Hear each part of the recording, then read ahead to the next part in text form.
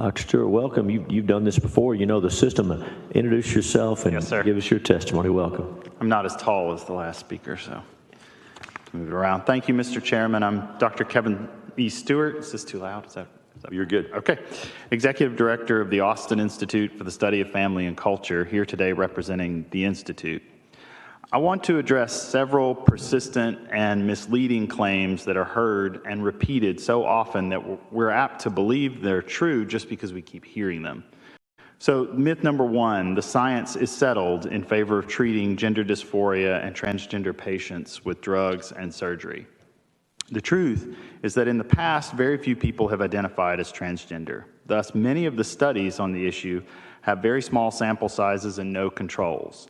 They are mediocre science at best. Sometimes that's the best we have, and we have to use what we have. But it should limit the most audacious claims on behalf of the treatments. And sadly, it does not do that. The burden of proof is always on those who advance radical procedures and new modes of medicine to demonstrate their efficacy and their safety. That has not happened, not to any significant degree, and certainly not to the degree of settling the science. Myth number two, without access to puberty blockers and cross-sex hormones, trans people will commit suicide. You've all undoubtedly heard this. The truth is that multiple studies show that there is no statistically significant difference between patients who receive, on the one hand, drugs, surgery, and psychological counseling or psychological support, and those who only receive psychological support. In other words, the psychological support is doing all the work. In fact, multiple studies have shown that over the long run, those who transition have increased rates of suicidality, not decreased. Even Jack Turbin's study, this famous one from last year, which you will hear a lot about from advocates, showed increased hospitalization for suicide attempts. Myth number three, puberty blockers and cross-sex hormones are safe and effective treatments. The truth is that the use of puberty blockers has significant adverse effects on health. And cross-sex hormones, especially in the doses required, are associated with a host of adverse health effects. As one patient stated it, the blockers aren't a pause, but a push down a dangerous path that leads to a lifetime of health complications, which is why the High Court, as Senator Hall mentioned, why the High Court in the United Kingdom stopped the whole process. The treatments do not relieve the very symptoms they are supposed to relieve. The alternative is to allow puberty to proceed. And when that happens, dysphoria desists for 88% of patients, a finding that we have from much earlier in the range of 80 to 95%, and one that was confirmed as recently as a study from last year at 88%.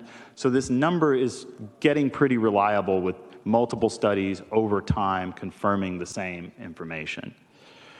Finally, you should be concerned about the profit motive clouding people's judgment. To begin to get a handle on the economics of what we're talking about, our organization, we tracked GoFundMe requests for the last 4 months for what's colloquially known as top surgery. As of last week, we found 40,013 campaigns over that 4-month period.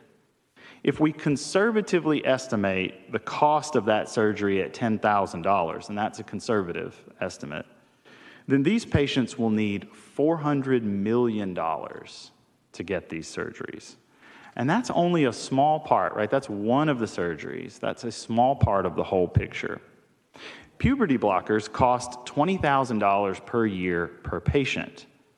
Now, given the Williams Institute's estimate, and that's an advocacy organization, given the Williams Institute's estimate for the number of patients who need those those puberty blockers, we're talking about a $3 billion a year business.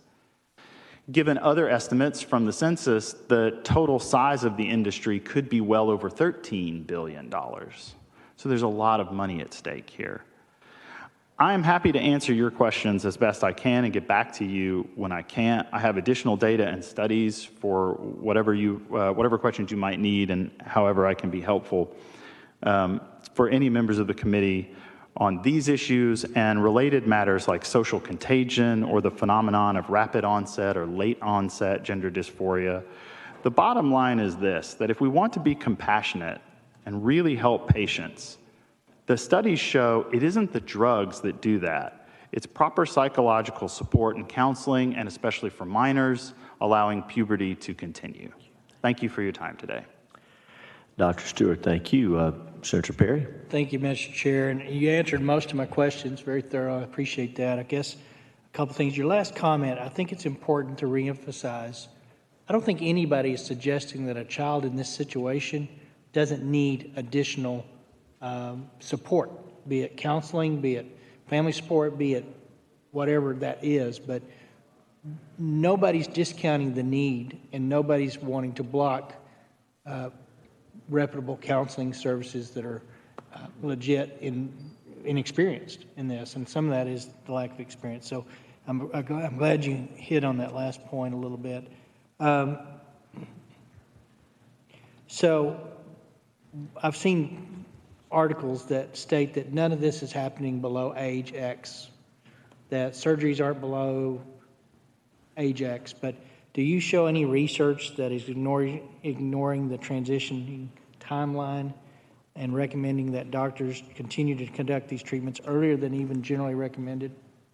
Yes, well, one of the previous witnesses mentioned a doctor from Canada who was caught on tape, and he, in one of his other comments on that tape, is describing patients as young as 3 in his clinic, and that he's pushing things. So, you know, existence implies possibility. We have we have evidence of doctors doing exactly that. Now, how widespread it is, I mean, to address your early comment, or the opening comment, I think the fundamental question, of course, is it's not debated that these children are suffering. The question is, what is the appropriate treatment?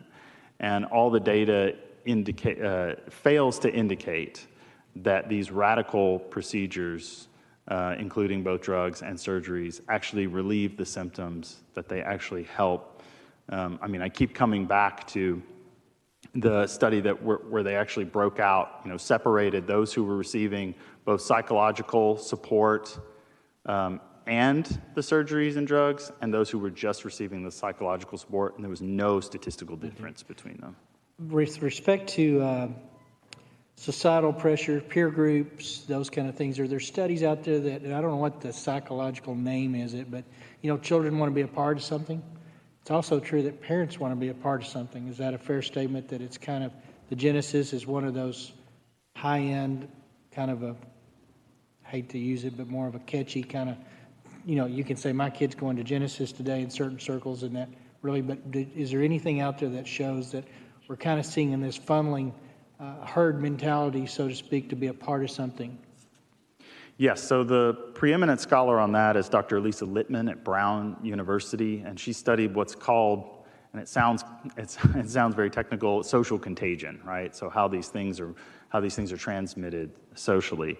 And she found significant clustering effects, all the way up to and including especially online activity where young people are coached with certain scripts of exactly what to say, and parents report when their children are telling them about this that they sound very wooden, they sound very stilted and scripted, and of course that's not surprising given that Littman found, in fact, there are online scripts available to them. So yes, there are clustering effects, and there are causes for those clustering effects. Mr. Chairman, I long for the days when we didn't have social media. Is there some truth in that? I know what you I had mean. several questions. You answered most of them. I appreciate your thoroughness there, and thank you for being here today. Yes, sir. Thank you, Senator Perry. Members, any other questions for Dr. Stewart? Senator Hall. You brought up an interesting point about money. I knew that there had to be some money involved, or the doctors wouldn't be doing this for charity. I had no idea that it would be the huge financial boon that you described. Is that, did I hear you right? And you said it looks like it's about a $13 billion industry? Could be. So that number is an estimate based on the Census Bureau is reporting a significantly higher percentage of Gen Z, of people between, or in younger ages, identifying as trans. And so it's kind of an upper boundary for some, in the sense that if all of those people who say they're trans seek out this treatment, that's a number that would suddenly become very real. Now, at a minimum, what you can say is, given that we have the reason the UK, I think very important on the money, is also related to what the UK did, right? So the UK High Court said, we're stopping this process in part because it requires children, one, to have a level of informed consent that they can't have, and two, because what they're consenting to, even if they could, is a lifelong procedure, a lifelong medical track. And so one thing that's very important to understand is, with this diagnosis, we're putting people on very expensive hormone therapies, first the puberty blockers and then the cross-sex hormones. And by the way, once the puberty blockers start, it always goes to the cross-sex hormones. And that is an expensive course of treatment that is then lifelong. And so you're talking about massive amounts of money, because it's a monthly expense in perpetuity. Okay. And the other thing, Senator Perry mentioned it too, and I agree completely. There are these kids, they do need help of some kind in there. And I think Dr. Hopewell's testimony, if you happen to have heard that, of someone comes in with depression, the psychologist's job isn't to convince them that they're depressed, or if they come in bipolar, is to convince them how bipolar they are. It's to help them out of that problem.